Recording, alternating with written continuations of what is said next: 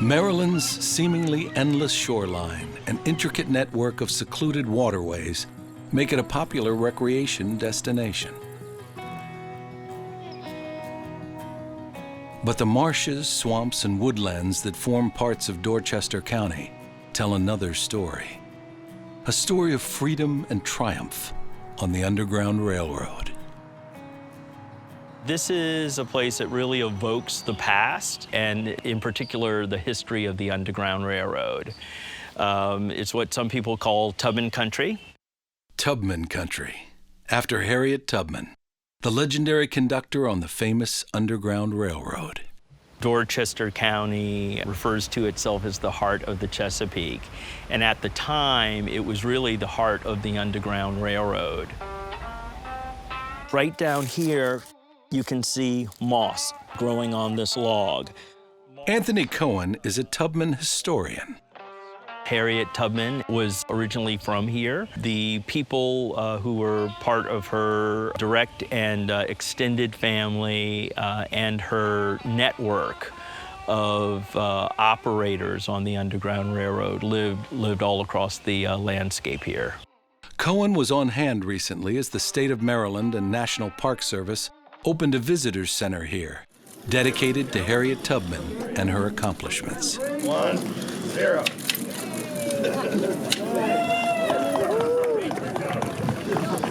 There's been a surge in interest of Tubman in her life story that has really drawn people to the place that she grew up. And that's why the Visitor Center is here today. It was really an incredible canvas where we could explore the idea of being exposed in this landscape, but you could go north to freedom. And so we reinforced. Chris Elcott was lead architect for the project. He says the final design and layout reflect the idea of moving north to escape slavery. We reinforced that idea with the buildings. There are two buildings that actually perform a bit of a splay. And so when you arrive on the southernmost point of the site, you're looking north to the woods. Rather than have a static experience, there are a series of pathways that connect you with these 17 acres that we're on. And at various stages along the way, you move through various stages of concealment, just like you would be in the Underground Railroad. According to park manager Dana Patera, they've tried to bring those elements inside as well. The land use is the same, a lot of the major transportation routes are the same, and we really attempted to bring these significant landscapes and viewscapes into the center. They really help us tell Tubman's story. Harriet Tubman was born Araminta Ross in Madison near what is now the Blackwater Reserve. Known as Minty, she worked the water and land from a young age, often in harsh conditions. She eventually married John Tubman and changed her name to Harriet. This is something that would have been familiar to Harriet Tubman. She worked in and around the water, as did her family. As a little girl, she actually trapped muskrats as part of her daily routine. And imagine the winter months, diving down several feet, a small girl pulling up these traps in the icy water must have been really daunting for her. Life for the enslaved was a difficult existence. Slave conditions were terrible in Tubman's time. She was usually separated from her friends and family members and loved ones. She didn't get very much food. She was completely undernourished and usually underdressed. As a young girl, she nearly died at the hands of an overseer in the Bucktown Village store. Hi, welcome to the Bucktown Village store. I'm Susan. Jay Meredith's family owns the store where Tubman was struck in the head with a lead weight. It hit Tubman square in the forehead, almost killed her due to the blow in the head and became considered damaged property. She was hired out of that to other people in the area, so she started to learn that there were life outside of Bucktown. Tubman's resulting experience on logging crews and hunting parties gave her the strength, perseverance, and knowledge of the land that would later shape her journeys on the Underground Railroad. When she learned of her impending sale to another slaveholder years later, Harriet decided to put her survival skills to the test and ran away.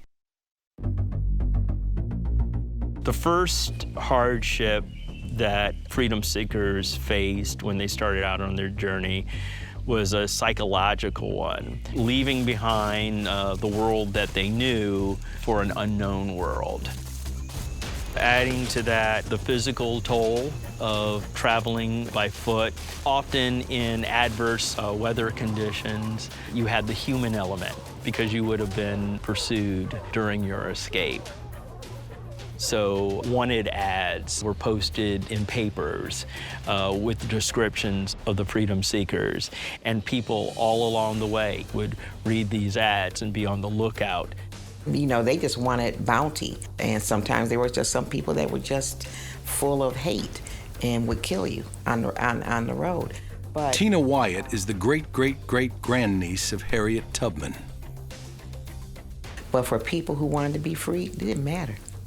For weeks, Harriet followed her informal training and instincts, slowly navigating the hostile landscape north. These woods are full of snakes, full of other kind of insects that could give you disease, bite you, kill you. Freedom was wanted really badly. Dorchester County is pretty marshy and pretty wet and pretty lowland, so you had to travel around at night, horribly dressed, not prepared at all, walking around through the marsh. Tubman used her hard-earned knowledge and a special network of abolitionists, those opposed to slavery, to find her way to Philadelphia and the freedom she sought. The route was part of what would eventually become known as the Underground Railroad. The Underground Railroad, it was more of a network, a word of mouth, and people making connections and knowing who to go to. Experiencing it for herself was beyond words for her, but because her family wasn't with her, it was kind of hollow, because she loved her family. And she wanted to be with them. She wanted them to share in it with her. She said once she got there, freedom was amazing and wonderful, but there was no one there to welcome her. Skirting danger and disregarding her own safety, Harriet returned time and again to help guide others through the swamps and marshes to their freedom in the north, a journey that could take from weeks to months to complete. So she came back 12 times for her friends, family members, and loved ones. And when she couldn't come and rescue people, she spread her knowledge amongst the slave community so others could escape on their own. Harriet is most important because she captures not only the history of the time and the movement of the time towards freedom, but she captures the imagination throughout time. Even today, people look to her for inspiration.